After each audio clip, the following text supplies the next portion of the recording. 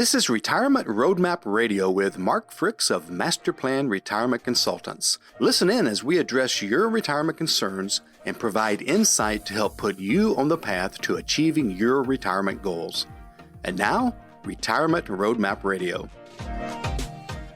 Hey folks, and welcome back to Retirement Roadmap. My name is Evan Fricks with Master Plan Retirement Consultants, and with me, as always, financial advisor Mark Fricks.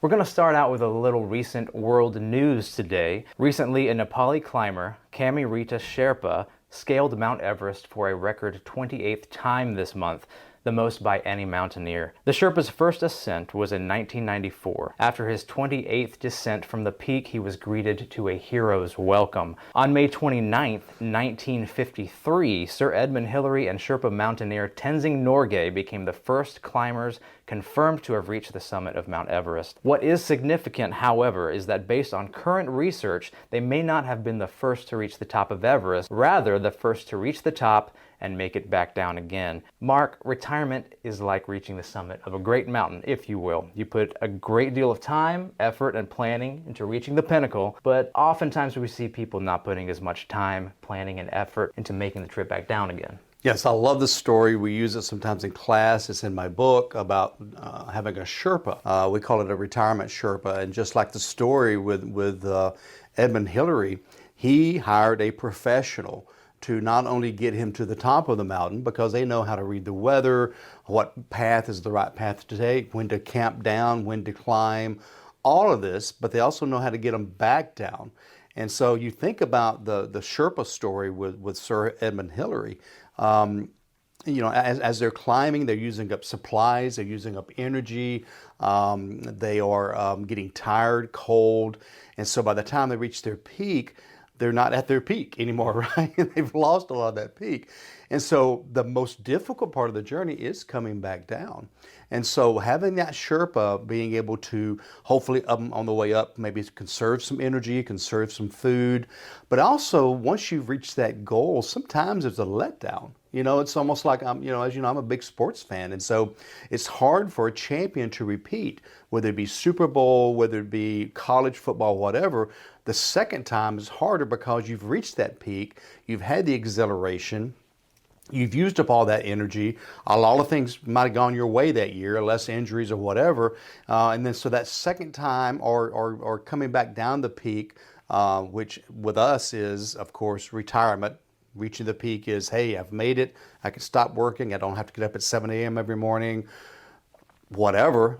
So now I can glide is kind of the feeling that a lot of people get. And so the important thing about the first man that they think reached it and his friend, and I said friend, not Sherpa, was Irvin, and he was a best friend but had not been trained in climbing. Now, they were both experienced climbers. Don't get me wrong. Irvin wasn't a golf buddy, okay? He was a climber too, physically fit, but he wasn't a professional, not only at getting to the top of the mountain, and I'm sure they did all kind of research and everything else, but also getting them back down the mountain. And so that's why we love the story, because it does talk about the fact that it is important to have a guide to take care of that second half.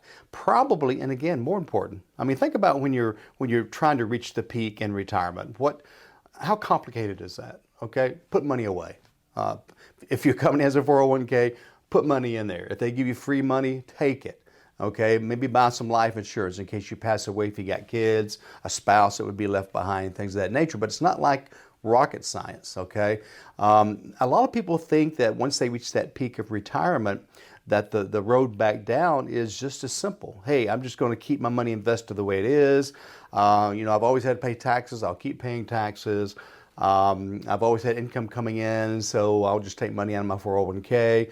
It's not that simple. And so I think the Sherpa story is a wonderful story in the fact that, I love to tell folks this. I mean, the greatest golfers in the world, we'll take Tiger Woods because it's a very common name. He has a coach.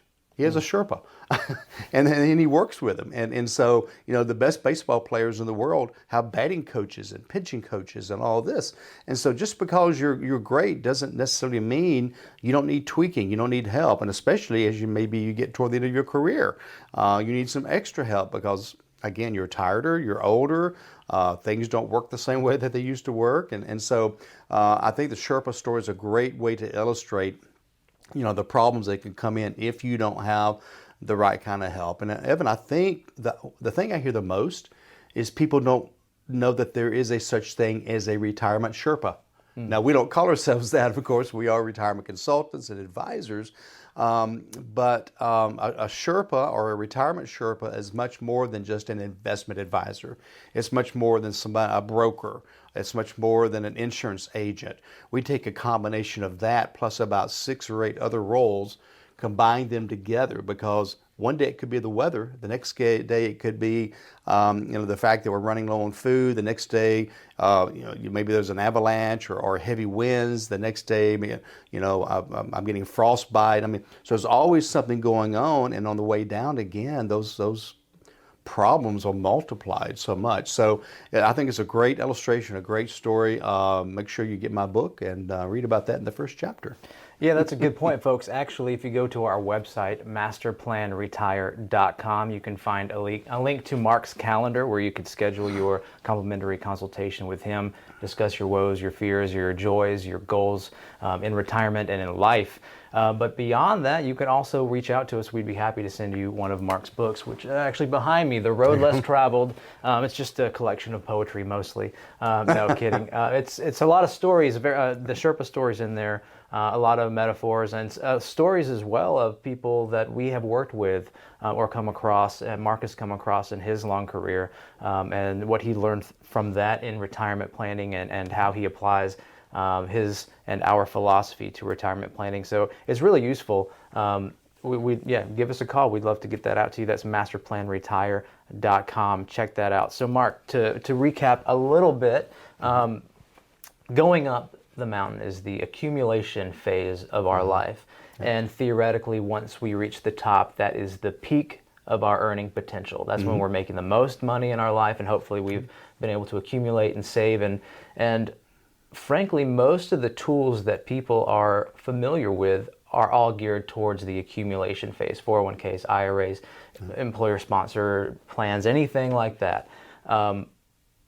That's pretty much what most people know as far as retirement vehicles or savings vehicles or investment vehicles, period. It's just all about that growth. But we know once we get to the top of the mountain, the same tools that got us up there are not the same tools that get us back down. Exactly correct. It's so interesting because we come in and we see almost every time people come in, they have the same accounts. They have the same weighting on each account, like the 401k is their bigger account. They have maybe a baby Roth. They have whatever it may be, but they're not designed for the journey back down, or they're not designed for retirement. They're designed for, as you said, the accumulation phase. And so I kind of coined the phrase, the decumulation phase. I'm not sure if that's in the dictionary or not, but so that's when we start taking that money that we've been gathering and dispersing it back to ourselves. That may sound really simple. That may sound, but the problem is a lot of people think from a standpoint of how my grandfather retired. I've told this story before. I mean, Granddaddy basically worked at the mill for 40 years, had a great pension, Social Security was good, his house was paid for, CDs were paying 6 and 7%. And they learned to live on very little, right? And so he retires. There's not a lot of things to do. He didn't have a 401k or an IRA. They weren't in existence then, right? So the taxes of money coming out during retirement wasn't that big of a deal. And then he died a few years later. Didn't have to worry about outliving his money. No, not at all. And so that's not happening. You have an average couple that reaches retirement age. They estimate at least one of them, very high probability of them living to age 90. So if you retired 60 or 65, that's 25 or 30 years that your money's got to last. How do you make that work? I had somebody in the office the other day and they said, well, what about if we just set up a really good dividend stock portfolio? I said, well, that's the way they used to do it. Right. But the problem with that is, number one, dividends aren't guaranteed. And if you don't know, dividends are basically profits of companies that they share with the shareholders, just to make sure we're all on the same page. And so what happens in bad times, like recessions and bear markets like we're in now? Well, dividends are cut because their profits are cut, or maybe they disappear totally. Okay, so this client I was talking to, they said, "Well, I'll just sell the stock." I just said that we're in a bear market. The stock's down 20%. Why are you going to sell your stock when it's down? So he was like, "Wow, I hadn't thought about that part." That doesn't work anymore. And so there are new tools available that weren't around 20 years ago, or some of them not even around 5 years ago, that we stay up on, we use, and it looks totally different than that accumulation phase, than that climb up that mountain. It's a totally different view. I don't know why this popped in my head, but whenever I do hiking, I'm not sure if going up the hill is harder or down. I mean, I know it's hard to climb up a hill, but sometimes coming down, you're trying to stop yourself from different falling. It's a different muscle group, and maybe you're not as used to using those, but maybe that's part of the story as well. But it is so many different things. What becomes more important? Well, number one is, Social Security. When should you take it? I'm just mystified and always surprised, I shouldn't be anymore, by how many people say, I'm retiring at age 66 and 8 months. Well, I know that's what it says in their Social Security report is their full retirement age. Has nothing to do when you should take it, okay, or when you should retire. An income plan. You didn't need an income plan when you were working. Your income plan was you went to work and every Friday you got a paycheck. That was your income plan, right? And then you tried to make sure you didn't spend it all by the next Friday. In retirement, where's that income coming from and how guaranteed is it? Because I can tell you that it's very few people I talk to that are willing or able to live on 2 Social Security checks. Right. That's maybe $3,000 a month. And if that's what you want to live on and you can do that and get used to it, that's fine. You're okay, but you're still going to have an income gap. Because what happens with Social Security, Evan? It does not keep up with inflation. Exactly. Well, and how many people do you know from your client base alone that really want to take a pay cut once they stop working? Really, nobody wants to. Right. And we try to make it where they don't. And in most cases, we're successful. Now, it always does depend on how much they want coming in, and so we work with them on that. What's your real after-retirement budget? Because again, the budget's different coming down the mountain than it was going up the mountain. There's saying things you're going to want to spend money on in retirement, other things you're not going to have to spend money on. Okay, so there's just a different budget. So that's another thing that's different. Taxes are going to be different because when you're working, you don't pay much attention to taxes. You pay attention to what your check is, right? And then at the end of the year, you hope you don't owe money. If you do, you maybe take a little bit more taxes out during the next year. And I'd argue that there's probably a false sense of security for a lot of people because of their tax deferred accounts. Oh great, I'm saving on taxes, or even don't have to worry about that. Well, you will. Decumulation phase is exponential when you have to add in the tax burdens as well. Many of us, many clients, and many of us, we think in a micro world, which is this year I saved money on taxes because I put all my money in an IRA or a traditional 401k. But you're going to pay the piper down the road. We've had tax shows before talking about that. So as that 401k grows and grows and grows, and then you start taking money out to live on, it is 100% taxable. Right. Well, we're geared to have that mindset. Reporting our taxes every year. Many people have their own CPA or accountant that helps them out. So that is a very real and needed mindset, but one that is completely overlooked is that macro point of view. Yep, 30 absolutely. years down the road. And we get that a lot. I have a client call me up and say, hey, our CPA said we should put $7,500 into an IRA. That's in addition to 401k, and it'll save us $2,000 on taxes. Like, hey, remember you have $500,000 in an IRA already, right? You maybe want to convert some of that stuff. Right, and as we've said in shows before, that $500,000 in your 401k or IRA doesn't all belong to you. Right. Part of it belongs to Uncle Sam or the IRS. How much? We don't know, because it depends on what your tax rate is in retirement. So many different things. We've not even touched on a lot of them at this point, but just a totally different look coming down the mountain than it was going up that mountain. Right. Going down, you're carrying the weight of inflation, as you mentioned. Taxation, which covers many different types of accounts. Increasing medical bills is one that we didn't really talk about. As you get older, that's going to become more and more increasing. And again, the fear of outliving your money. Decumulation, focus on preserving the assets you have, making them work for you. And making your tax the most efficient as possible is becoming increasingly more important. Well, and two of the big ones that we run into a lot is, you mentioned healthcare, but on top of that, just healthcare itself, they estimate the average couple will spend $225,000 in retirement on medical stuff like deductibles and the cost of your Medicare Part B and your supplement. We haven't touched on long-term care. Right. So is there a plan? Do you have a plan for that? A plan is not going out and buying a policy. I'm not saying you should or shouldn't. That's not a plan, that's a product, okay? Let's come up with a plan. Maybe we don't need a product, okay? What about a premature death of one of the spouses? If you're living on 2 Social Securities, during the decumulation phase, so you lose a spouse, you're going to lose part of that Social Security is going away. If they have a pension, some of that or all of that may be going away, okay? So you need a plan for that. So I'm very sure, I'm not a Sherpa professional or know-it-all, okay? But I'm pretty sure the Sherpa has contingency plans on the way down. Well, the Sherpa is native to the Himalayan region. They are acclimated to the high altitude, deep knowledge of the terrain, the weather patterns.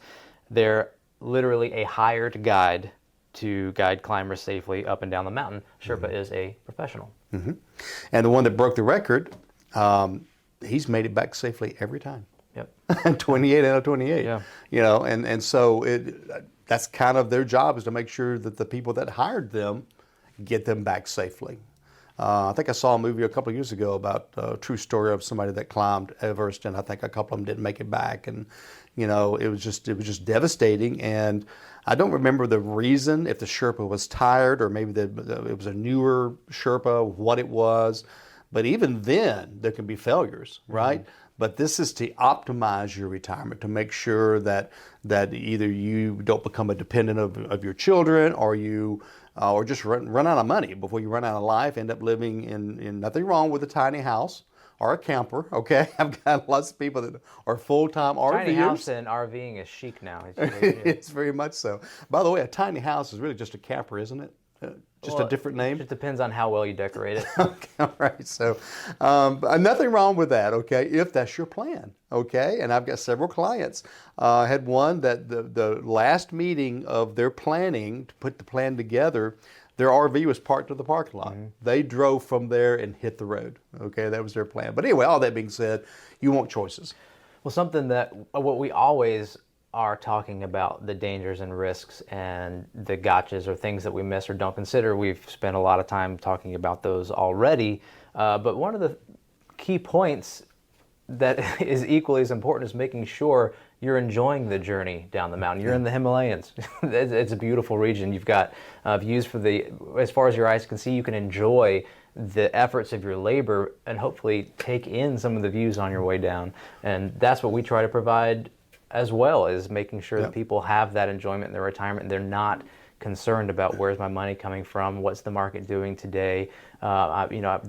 We don't want people who are logging onto their screens every day who are just what happened to my market, what happened to my account today in the market, what's going on.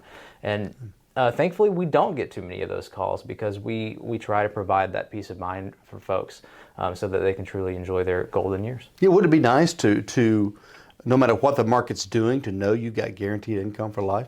That would be nice. I've got people that I've seen retire, did not hire us, and they spend their days, just as you said, logging in, my account's down, the check's fixing to come out, I'm going to be selling low again this month. Hey, the average bear market is, I think, 1.4 years, and it takes up to 3 to 5 years to recover back to where you were. Well, imagine if you're taking the $1,000 out a month on top of that. Yeah. You may never recover totally. So, a plan for income is over here, a plan for growth is over here. Keep them separated. Well, bear market or not, we also know that the market is more volatile than it has ever been.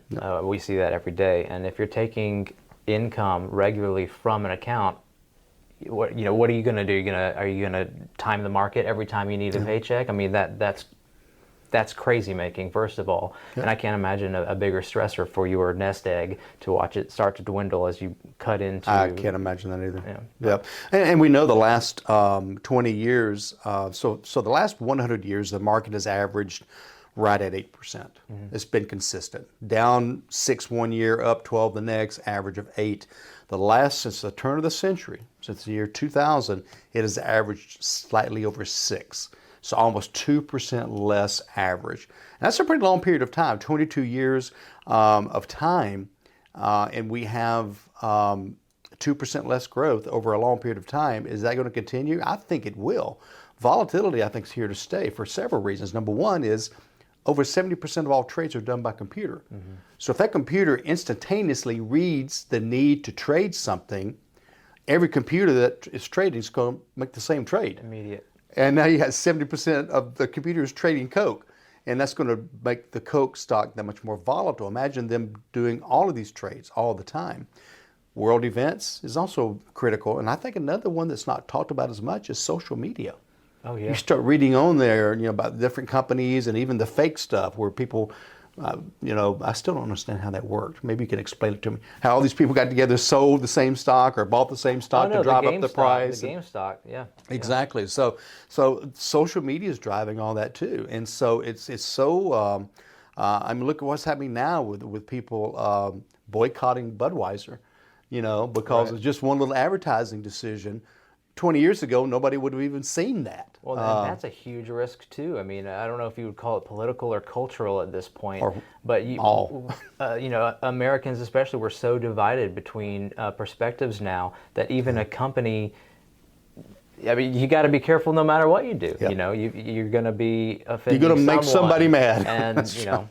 that adds to volatility. As silly as that might sound, like a cultural war, if you will, very much how much of an effect that could have. So, absolutely. Yeah, and again, I don't think that's changing. No. I think it's going to get worse before it gets better. So, lots of differences in that trip down. And the biggest thing, Evan, is people need a retirement Sherpa, and that is exactly what we are. And if we can help them out, we'd love to meet with them. So, to recap, decumulation, you got the proper investments specifically geared for retirement. You've got streamlining your tax liability, income planning, Social Security planning, how to write your own pension plan if you need a pension, creating a lasting legacy, which also involves estate planning, asking for directions, getting advice from a knowledgeable financial professional who has your best interests at heart. That can read the weather. Absolutely. Of the world and our government and our taxes and all of that, because it's constantly changing. Absolutely. And a fiduciary, best interest at heart. Folks, thank you so much for joining us today. Remember our website, masterplanretire.com. You'll find links to the podcast, the YouTube channel. If you're listening to us on the radio, then go check us out. Look at our cute little mugs on YouTube and give us a like and a subscribe. But more importantly, if you'd like to schedule your initial consultation with Mark, that can be a phone call, a Zoom call. You can come, if you're local, come join us in our office in West Cobb, Marietta, Georgia. We'll buy you a cup of coffee. You can find Mark's calendar there on the website. That's masterplanretire.com. Feel free to call us as well, 770-980-9262. That's all I have for today, Mark. Well, the really neat part is if you go to the website, there's a little green button that says schedule a meeting. Okay, you push that button, my calendar pops up. And I'm willing to give whatever time you need, as Evan said at the beginning of the show, to talk about your goals, your concerns, your fears, your wants, whatever. And we'll have a discussion about that, because that's where it begins, is what you want your retirement to look like. And then, if you desire, we will run a series of anywhere from 6 to 10 reports, even federal reports. We have a lot of federal workers where we are experts in federal benefits, so we know how they work. We know that FEGLI is not a disease, but a life insurance policy with the government. So push that button, schedule a time to chat, and we'll be glad to at least give you some guidance and some reports.